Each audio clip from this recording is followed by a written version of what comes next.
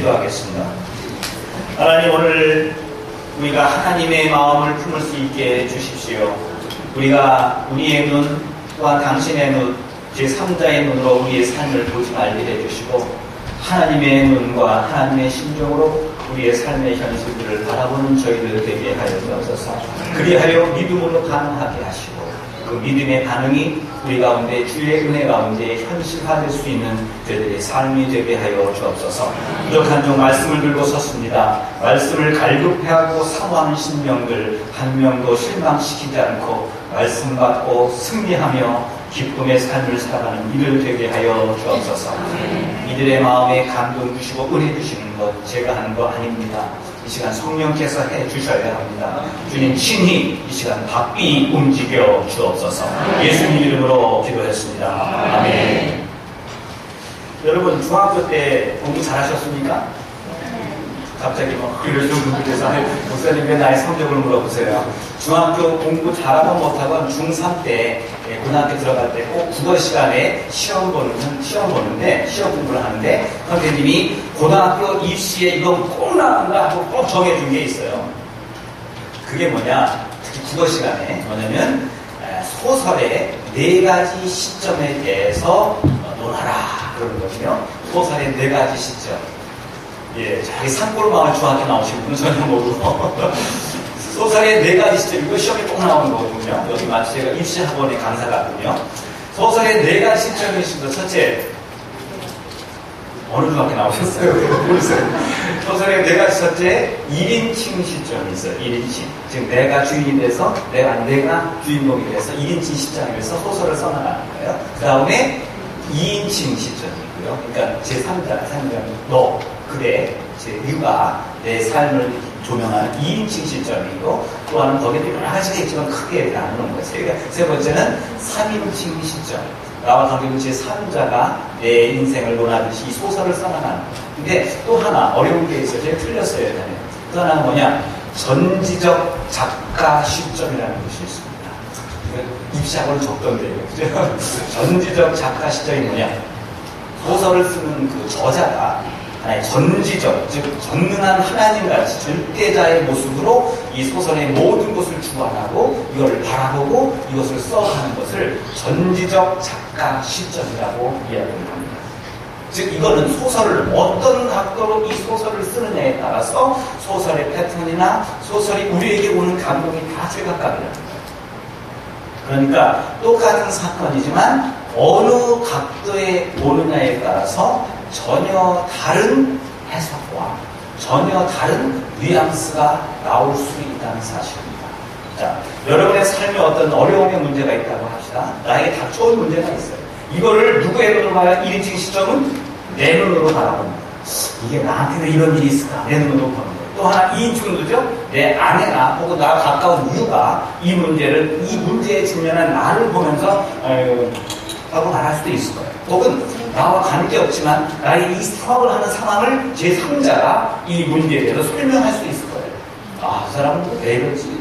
걱정하면서 3인칭 시점에서 나의 삶의 현장을 볼 수 있을 거예요. 또 하나는 나도 아니고 당신도 아니고 he와 she도 아니고 누구예요?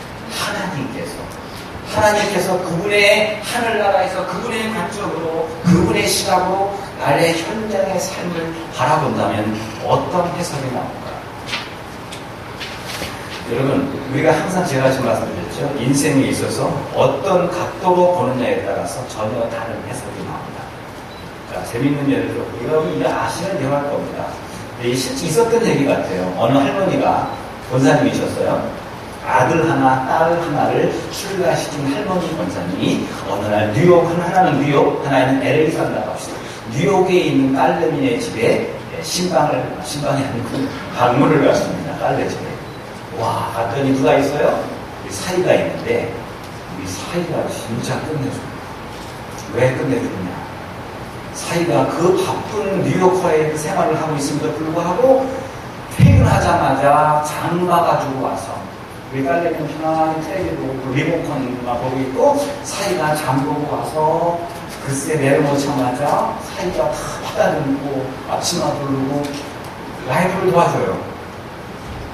야, 권사님이 얼마나 우리 사이가 멋있을까. 끝나고 나서 뭐래요, 우리 사이가? 남자들 되게 식사하고 뭐 하세요? 우리 교회 남자 장로님들 식사하고 뭐 하세요? 도와주세요? 어이구, 대부분이 그냥 편안히 누워있는지 디저트 먹고 있는데 이 사이는 막 청소도 하고 막 설거지도 해주는 거예요. 우리 사이 최고다. 그리고 아주 기쁜 마음으로, 뿌듯한 마음으로 이 볼티버로 돌아왔어요. 그래서 다음 달에는 이제 빨래 집에 가는 게 아니고 이제 저기 LA에 있는 아들의 집에 갔다 합시다. 아들네 집에 갔더니 우리 아들이 참 바쁘게 살고 있거든요. 이 며느리는 하나도 하는 게 없어. 집에만 집에만 박혀 있으면서 손톱 소리만 하고 있어. 근데 아들이 끝나자마자 집에 불이 나게 달려오는 거예요. 그것도 빈손도 아니고 뭐를 들고. 알고 봤더니 며느리가 전화를 요청하는데 여보 올 때 뭐 사가줘. 아들이 사갖고 오더니 어머니한테 인사 한번 하고서 뭐 해요? 옷 갈아입자마자 앞치마 둘러입고 찌개 끓이고 있어요. 어머니 보시기 기분이 어떨까요? 이때 우리 며느리 최고다 그래요? 열통이 나기 시작하는 거예요. 그러더니 아들 녀석이 밥을 먹고 나서 뭐해요? 야, 엄마가 모처럼 많이 멀리서 왔으니 엄마랑 대화 좀 하자 하더니 어머니 저 바빠요. 그래서 회사 일 못한 거 바쁜 줄 알았어요. 앞치마 누르더니 설거지를 하고 있는 거예요. 며느리 이거는 뭐라고 있어요? 이걸 발톱소리 하고 있는데 이때 이 할머니 입장에 며느리가 어떻게 보이겠냐. 우리 며느리 세계 최고? 열불이나 나도 참죠. 자, 보세요. 똑같은 상황이에요. 우리 딸내미 남편, 우리 사위는 너무나도 기특해요. 똑같은 상황인데, 우리 아들의 며느리는 줘받고 싶을 정도로 미운 마음이 생겨요. 봐요. 똑같은 상황인데, 어느 각도로 보는 자에 따라서 전혀 다른 해석이 나옵니다. 즉, 우리의 관점에 따라 우리가 보는 시각에 따라서 내가 나를 보는 것과 네가 나를 보는 것과 그가 나를 보는 것과 그분이 나를 보는 것과는 완전히 천양지차의 차이가 날 수 있다는 사실입니다. 그러면 우리의 보는 관점에 따라 해석이 틀려집니다. 그렇다면 여러분, 오늘 저와 여러분이 함께 읽은 본문은 빌립보서에 제일 많이 나오는 단어가 무엇인지 아십니까? 기쁨이에요. 기쁨. 근데 빌립보서를 바울이 쓸 때 이 빌립보서를 어디서 썼는가? 가장 기가 막힌 호텔 1급 룸에서 썼습니까?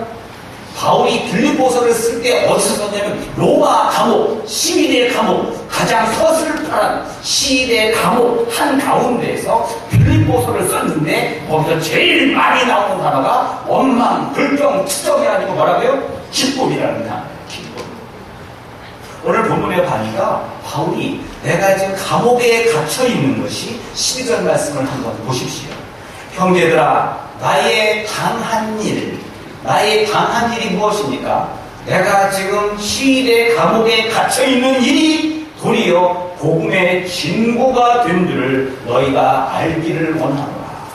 이 말은 뭐냐면 내가 지금 감옥에 갇혀 있는데 이것이 오히려 그리스도의 복음을 증거하고 전파하는데 큰 유익이 되고 도움이 된다는 사실입니다. 여러분, 감옥에 있어요. 이거를 내가 내 인생을 바라보건데 이거는 결코 유쾌하지 못한 뭔가 그 절망적인 상황이에요.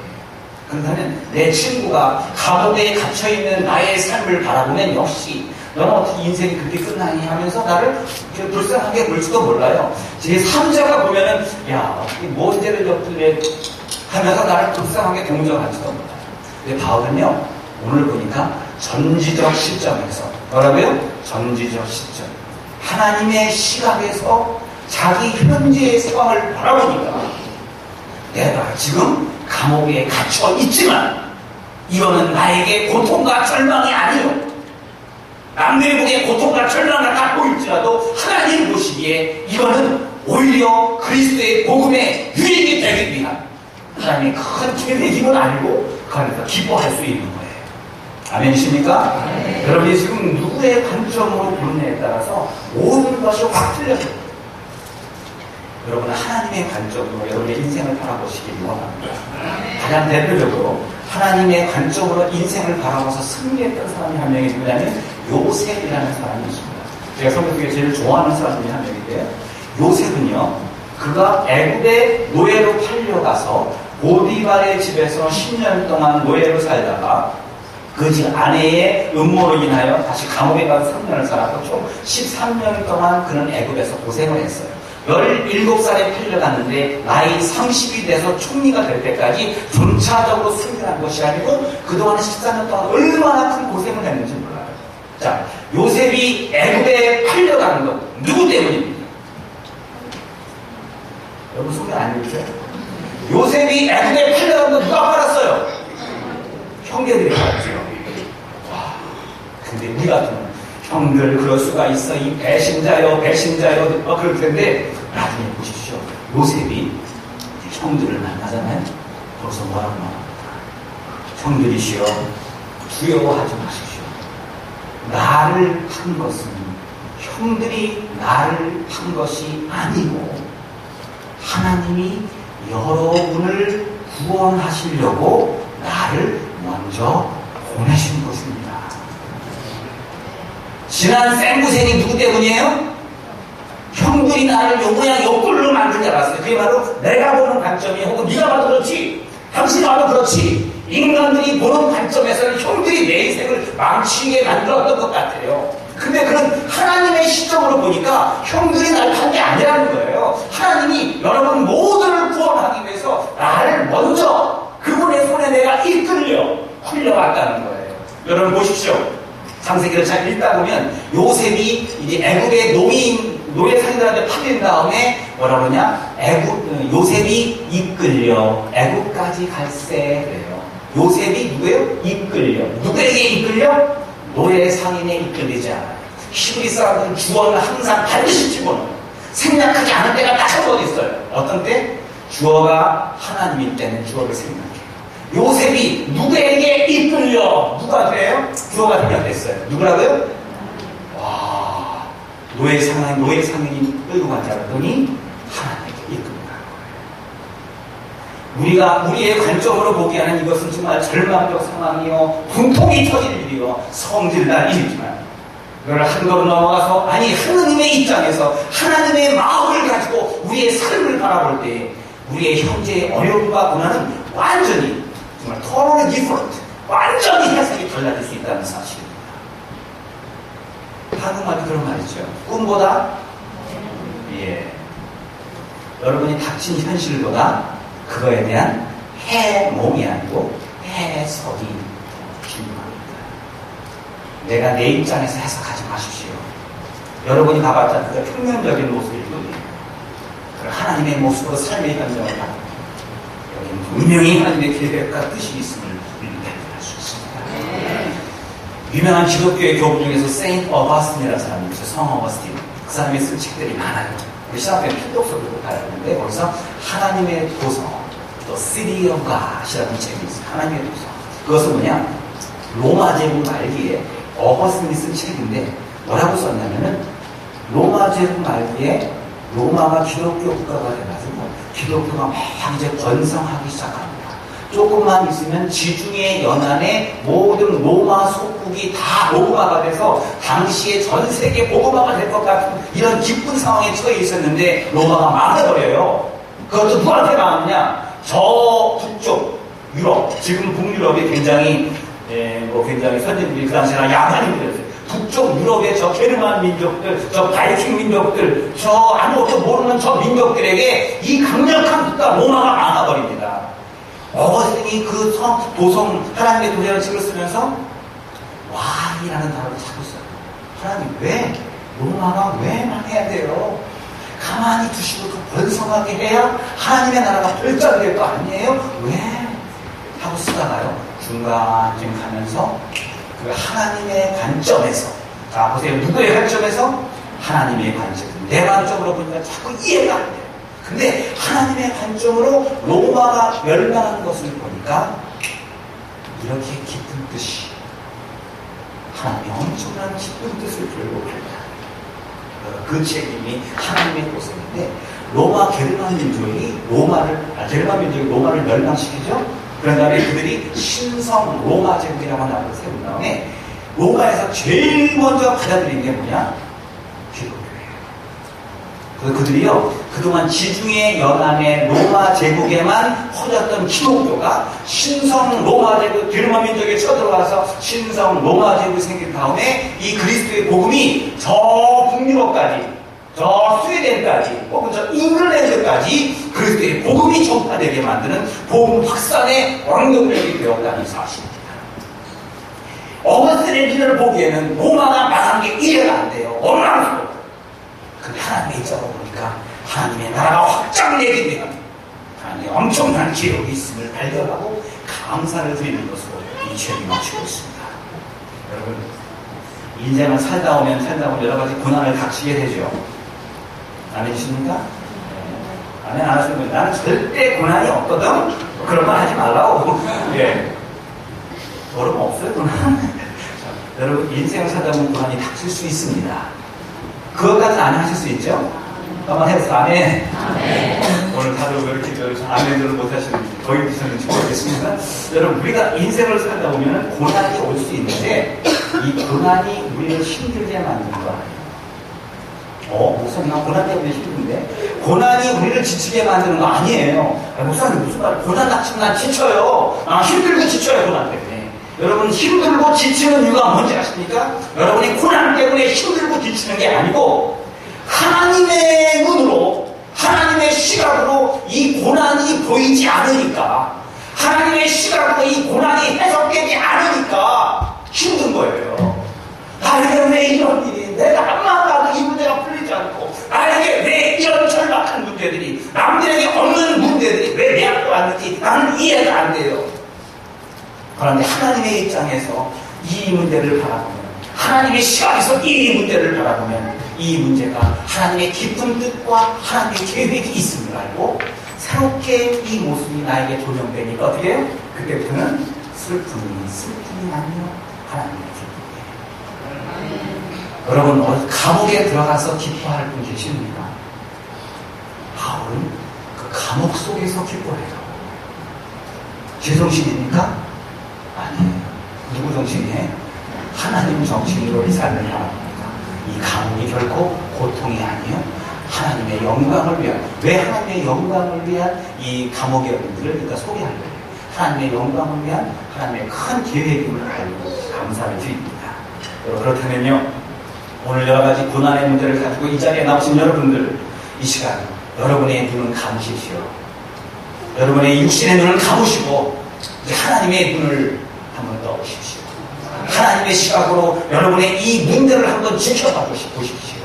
더 이상 이게 고난인지, 하나님의 눈을 가지고 혈면대를 바라보면 지금 내가 보기에는, 누가 보기에는 내가 보기에는 고난 같지만, 내가 보기에는 어려운 문제 같지만 그분의 시각으로 보면은 이것이 기쁨이에요, 찬양이에요, 감사가 될 줄로 믿습니다. 예전에 제가 믿음에 대한 정의를 한 가지 내린 적이 있어요. 믿음이란 눈에 보이는 현실을 바라보는 것이 아니고 눈에 보이지 않는 하나님을 바라보는 것이다. 기억나세요? 한번 시작.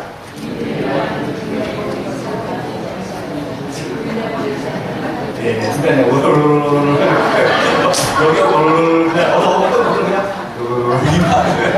괜찮아요.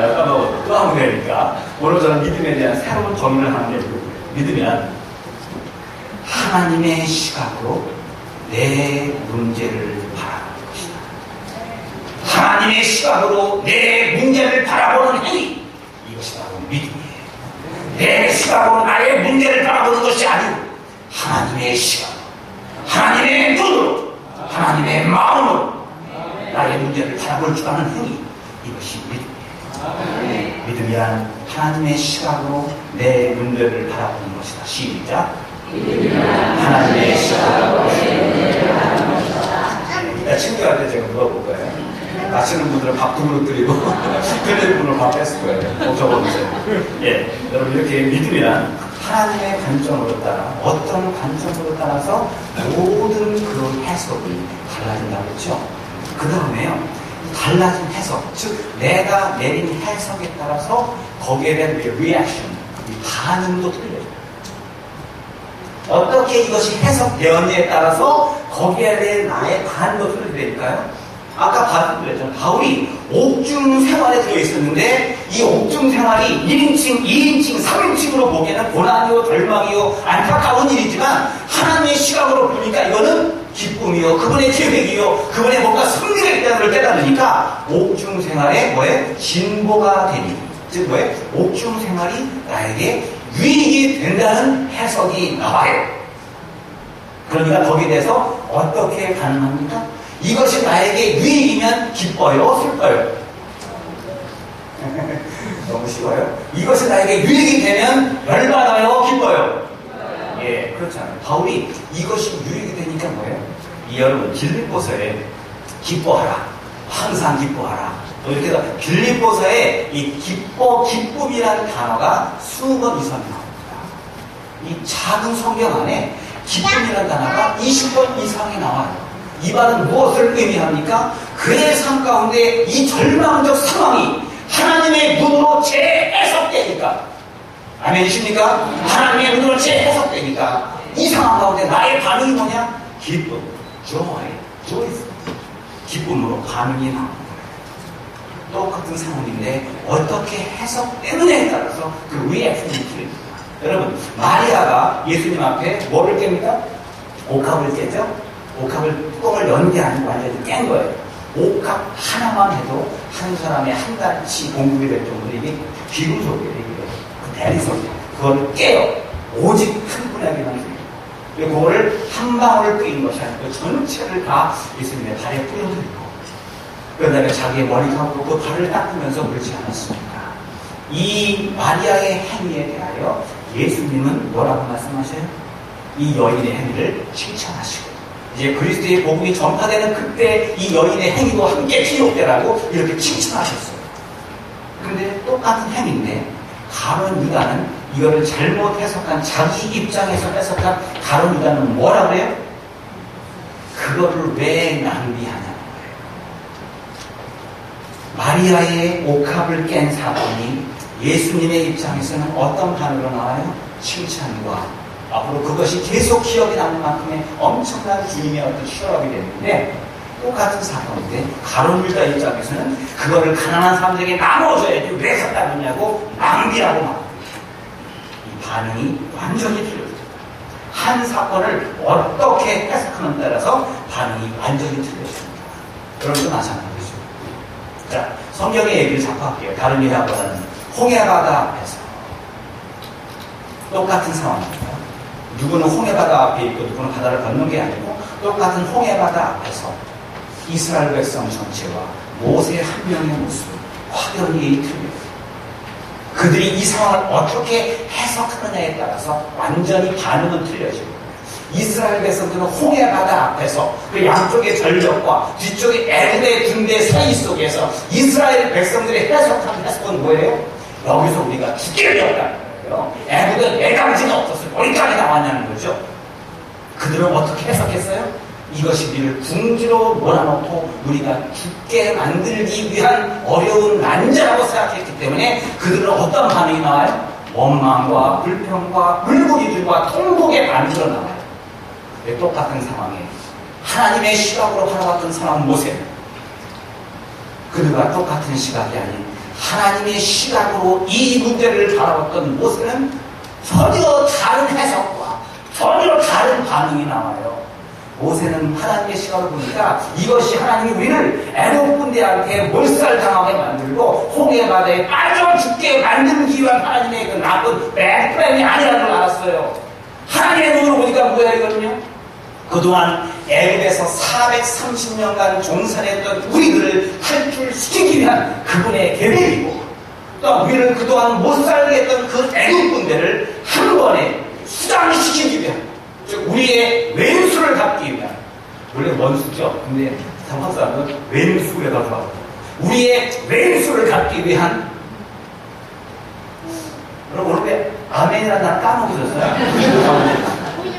우리를 430년간 힘들게 만들기 위한 저 애굽의 왼수를 갚기 위한 예. 하나님의 엄청난 구원 계획을 하나님의 시각으로 보니까 보이는 거예요. 그러니까 그분이 어떻게 해요? 감사의 반응이 있고 뭐라 그래요? 너네들 성경상에서 깝치지 말고 깝치지 말고 오늘 너희는 가만히 있어. 오늘 우리에게 행할 여호와의 구원을 보라. 나머지 99.9%도 뭐라 그래요? 원망, 불평, 두려움인데 내가 봐도 그렇지? 네가 봐도 그렇지? 너도 봐도 그렇지? 우리가 보기엔 끝인데 모세는 하나님의 눈으로 보니까 끝이 아니요 감사와 찬양이요 기대와 떨림을 가지고 하나님이 어떻게 역사하실까? 아멘. 아마 모세는 그날 후회받다가 달라질지는 몰랐을 거예요. 하나님이 숨겨놓은 길입니다. 그러나 모세는 기대하면서 바라볼 거예요. 하나님이 오늘 어떻게 우리에게 역사하실까? 나머지 사람들은 뭐예요? 우린 끝났다. 모세는 뭐예요? 여기서 극적인 하나님의 계획이 있을 것이다. 완전히 표정도 틀려요. 행동도 틀리고 반응도 틀려요.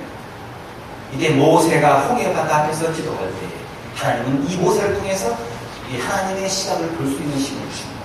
여러분 기도가 뭔지 아세요? 우리 중보기 같은 걸 한번 물어볼게요. 한 분만 대답하세요. 예배를 돕기 위해서 빨리 하셔야 됩니다. 기도란 무엇입니까? 빨리 하세요. 우리 그런 대표였습니다. 하나님과 대화하고 여러 가지의 정의가 있어요. 근데 기도는 오늘 본문에 입각해서 기도에 대한 새로운 정의를 내리잖아요. 기도는 우리의 관점에 매여있던 우리가 이 기도라는 행위로 말미암아 뭐예요?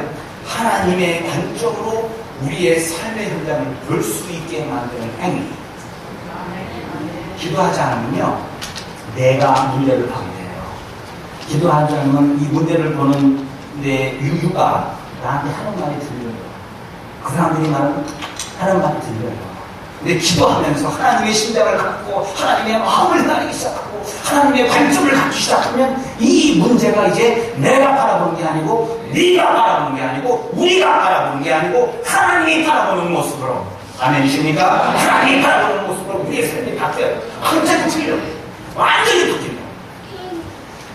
야, 이거 재밌는 얘기인데 2년 전입니다. 지금 정확히 그래 7월 말이니까 제가 사우스캐롤라이나 있을 때 동남부 연합수련회가 있었어요. 근데 KMC, KBMC 연합수련회가 있었고 제가 그때 총무를 맡아가지고 그 모임을 세인트 사이먼 아일랜드라고 간미교 수양관이 있어요. 사바나 조지아에. 거기서 우리 한 700명 정도가 모여서 함께 큰 연합수련회를 했던 기억이 납니다. 그때 가서 우리 교인들 태워서 밴드를 한 2개, 3개 갔다 왔어요. 못 가는 분도 계셨지만 갔다 와서 3박 4일 마치고 오는데 얼마나 기뻐요. 그죠? 수련회 갔다 오면 차 안에서 뭐 해요? 자요? 예, 찬양하고 받은 은혜 나누고 막 기쁘게 막 오고 있는 3박 4일 끝나고 갑자기 예, 거기도 쭉 가다 보면 9-5를 만나요. 갑자기 뒤에서 뭐가 반짝반짝거려요. 수영차 하나가. 이 수영차가 아니야 이게. 뭐예요? 언더캅이라고 수영차처럼 하는 가짜 경찰 아니 숨어있는 거 언더캅이거든요. 미국차 윗차가 삐뽀 하잖아요. 그게 어떻게 해요? 차를 세웠죠. 그랬더니 딱 보이스를 경찰들이 나보고 뭐 라이선스 안에 무조건 그래서 없다고 You careless driving 거시기로 아이고 겁나 어쨌든 뭘 원하냐고 네가 지금 스피디 했다는 거야. 그러더니 또 차를 보더니 뒤에 밴에서 우리 할머니 권사님들 하이웨이 탈 때 시트벨 하세요? 다 안 했어. 거의. 그러다 보니까 이 사람이 막 갑자기 막 표정이 바뀌기 시작하더니 앞으로 말씀드려요. 여러분 뭐 스피디, 플러스, 안전벨트 미치하는 하나, 둘, 셋, 넷. 총 얼마? 400불이 넘는 티켓을 받아요. 그런 사람들이 뭐라는지 아세요? 네가 여기 어필하려면 여기 내가 준 주소로 여기 와서 코트에 오면 조금 네고세이션 할 수가 있대요. 5시간을 거기 내려갈 일이 있습니다. 절대 안 가지. 그냥 뭐예요? 어떻게 합니까? 지금의 10시간도 못 오겠지만 그다음에 5시간 어떻게 가요? 아이 알았다고. 받고 나니까 3박 4일 동안 받은 은혜가 싹 가져버리는 거예요. 열받고 승질나고 그냥. 여러분 제가 이렇게 좀 미소 지으면 부드러운 남자인데 제가 인상 확 쓰고 있으면 제법 한 인상 하는 사람이거든요. 제가 화가 나니까 막 인상 쓰면서 이제 말도 안 하고 운전만 하는 거예요. 뒤에 있던 할머니 권사님 조심하십니다. 정목사 하나 어떻게 우리가 이거 안 돼가지고 도와서 하루 그냥 삑 소리도 못하고 우리가 하루 그냥 그 한 2-3시간 동안 이 교회까지 와서 잘딱 된다네. 안녕하세요. 그리고 저도 화가 나니까 이게 500불 가까이 내리니까 이게 얼마나 이게 정말 활짝 일입니까. 그래가지고 화가 나가지고 이제 집으로 그냥 보내고 집으로 왔는데 저희 어머니가 어머니 생각이 들었어요. 집 앞에 포치에 앉아 계시는 거예요. 할순노가 어머니 더운데 왜 나와 계세요? 그러고 계시지. 너 괜찮아? 그럼요. 원래 수련회 갔다 오는 거잖아요. 너 괜찮아? 네. 와, 어머니 말씀. 우리 어머니도 참 모두 그냥 기도 세게 하셨는데 이렇게 수련회 끝나고 올 때 알고 아침부터 이제 여기 잘 올 수 있도록 기도하시고 기도하다가 타우치 앉아 깜빡 죽으셨대요. 하나님이 꿈속에서 환상을 보여주는데 없는데 우리 뱀이 부르더래요. 그러더니 뭐 권사님들 누군지 얼굴은 떠오르지 않지만 뱀 밖으로 튕겨져 나가서 여기저기 누워있는 모습 그리고 사랑하는 이 입대도 붙잡고 애아들은 이 핸들을 붙잡고 피를 흘리고 누워있는 모습이 그러다가 확 깨난 거예요. 얼마나 어머니가 당황스럽겠어요. 분명히 그러다가 사고 났을 때 하나님의 꿈으로 보여주신 거 아니에요?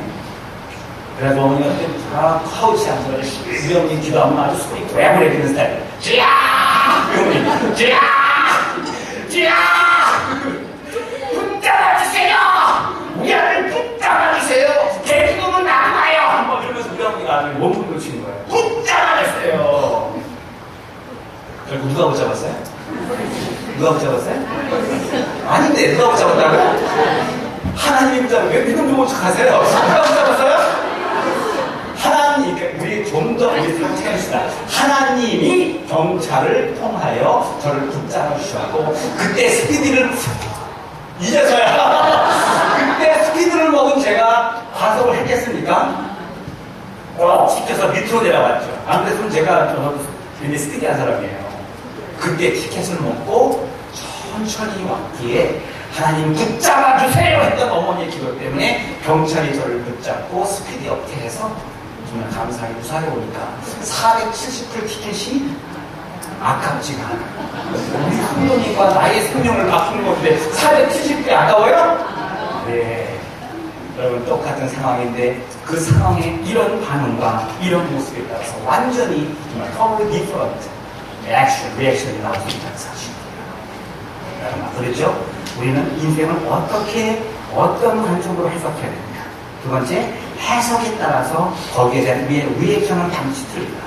또 하나는 뭐냐? 하나님 우리의 리액션대로 그것을 리얼라이즈, 현실화시키는 것입니다. 우리의 반응대로, 우리의 생각대로, 우리의 느끼는 대로, 우리의 고백대로 하나님이 그거를 현실화시켜요. 어떻게 해석하느냐가 중요하고 거기에 어떻게 반응하느냐에 따라서 하나님이 거기에 대한 응답이 완전히 틀리다는 거예요.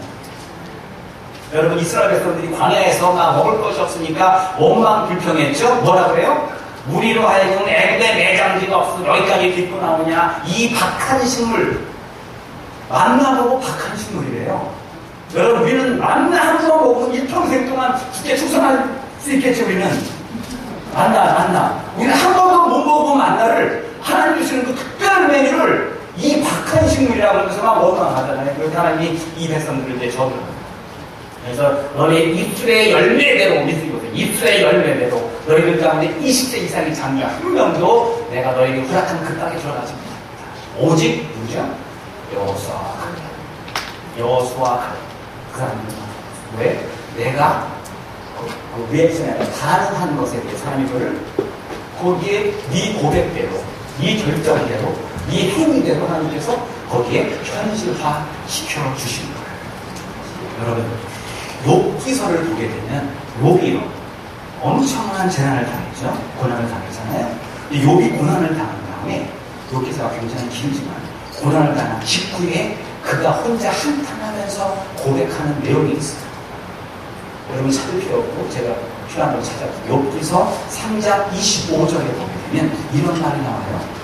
욥이 한 말이 내가 나의 두려워하는 그것이 내게 임했고 내가 무서워하는 그것이 내 몸에 미쳤구나. 고난을 당하고 보니까 왜? 그가 평소에 두려워하던 것이 있었어요. 마음속에 자꾸 내 세상이 다 날아가면 어떡하지? 내 자녀가 어떻게 되면 어떡하지? 내가 몸에 병이 생기면 어떡하지? 내가 평소에 두려워하고 가지고 있던 그것이 결국 내게 왜 가는 거예요? 임했다. 그리고 내가 무서워하는 그것, 와, 그 종창, 그거, 내가 무서워하는 그 병, 그것 항상 내가 마음속에 품고 있었더니 그것이 나에게 왜? 우리가 생각하고, 우리가 반응하고, 우리가 계획하는 그것들이 나에게 미치는 거예요. 여러분, 우리가 전혀 부정적인 생각 안 할 수가 없죠? 그럴 수 없잖아요. 근데 어느 유명한 상담자가 이런 얘기를 했어요. 기독교 상담자인데, 여러분 인생을 살고 생활하다 보면 여러 가지 걱정스럽고 부담스러운 얘기가 나올 수가 있어요. 고난이 올 수 있죠? 부정적인 생각이 생겨. 우리 남편 사업 안 되면 어떡하나?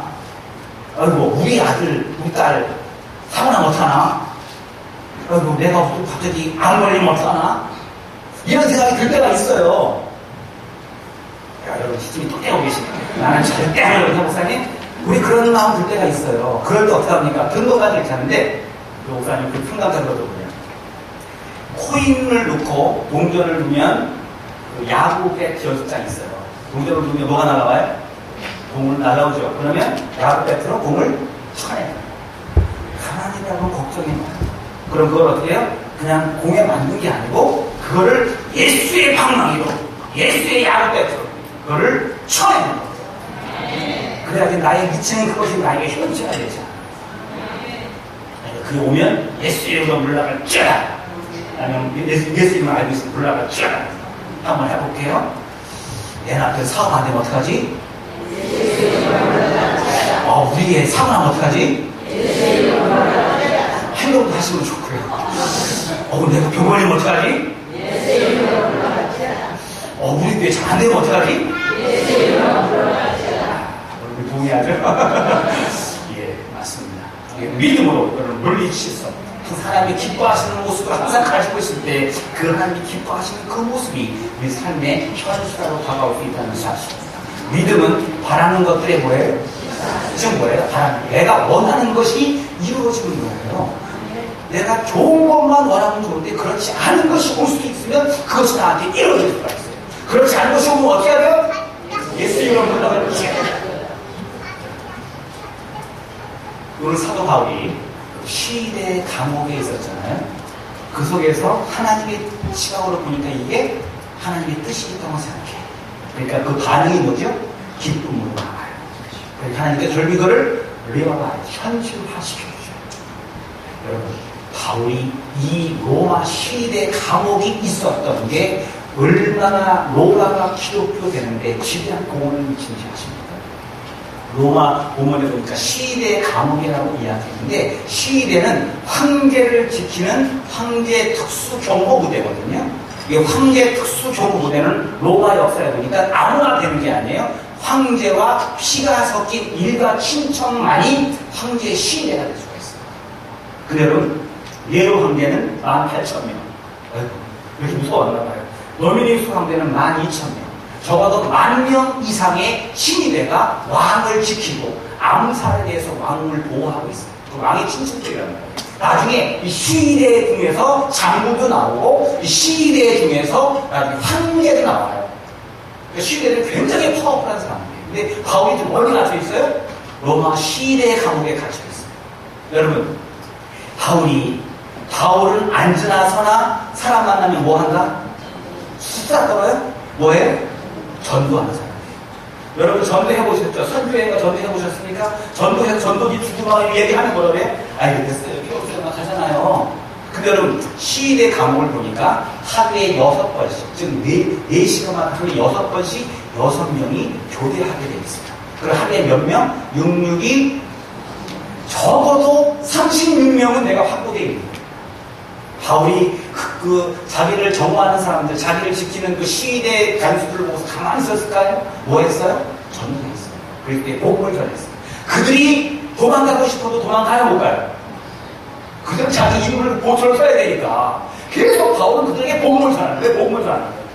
여러분, 자꾸 복음은 듣다 보면 믿음은 들으면서 듣다 보니까 그들이 복음을 영접하게 돼요. 계속 건너가요. 그들 중에서 장군이 나오고, 그들 중에서 황제가 나오고. 여러분 보십시오. 부대의 사령관이 기독교인이면 모든 병사는 다 교회에 나가야 돼요. 안 나가면 큰일 나요. 내가 군대에서 군종병이었는데 우리 연대장이 장로님이시니까 밑에 대위 소령들 길을 쓰고 나와요. 안 나오면 지키니까. 얼마나 참는지 모르겠어요. 근데 연대장이 바꾸고 나니까 한 명도 안 나와요. 즉 이 시대 사람들이 장군이 되고 황제가 됐으니 그들이 전쟁했고요. 여러분 기독교 역사에 보게 되면은 도미니우스 황제의 어머니가 크리스찬이었는데 그를 전도한 사람이 시위대 대장의 아내라고 나와 있거든요. 아마 그 시위대 대장이 오늘 이 바울을 지켰던 그 보초 중에 한 명이 되지 않았을까. 그럼 그것을 계기로 로마의 모든 황실이 다 기독교가 되었고 바울이 지하감옥에 갇힌 것을 인하여 로마가 기독교되는 엄청난 사건을 이루었어요. 즉 바울은 내가 처음에는 왜 이런 감옥에 갇혔는지 몰라요. 근데 이제 알고 보니까 하나님의 계획이 있음을 갖고 내가 기쁨으로 반응했더니 나 바울을 통하여 로마를 기독교화시키는 엄청난 수학을 얻게 만드십니다. 하나님이 얼마나 정말 휴머러스 하십니까? 여러분 이 시위대 감옥에 있으니까 밥 걱정해야 안 해요. 잠잘 곳 걱정해야 안 해요. 이렇게 전도가 가려면 감도 만나잖아요. 감도 걱정이 있어요 없어요? 먹는 거 재워줘 먹여줘 재워줘 쫙하게 공정하다가 그 황실을 다 기독교화 만듭니다. 바울은 멋있게 승리를 했습니다. 여러분 오늘 여러분의 현실 문제들을 가지고 나오셨습니다. 여러분의 현실이 중요한 거 아니에요. 내가 지금 어떤 관점을 가지고 있느냐가 중요합니다. 여러분의 그 문제 내가 보면은 열받아. 네가 봐도 열받아. 제 3자가 봐도 안 됩니다. 현실이 중요한 게 아니에요. 누구의 관점? 하나님의 관점으로 이걸 바라봐서 하나님의 모습으로 이 문제들이 해석될 때에 하나님 그것을 반드시 그에게 기쁨의 응답으로 주실 것이라고 믿습니다. 하나님의 시각으로 우리의 모든 문제를 바라보고 저와 여러분들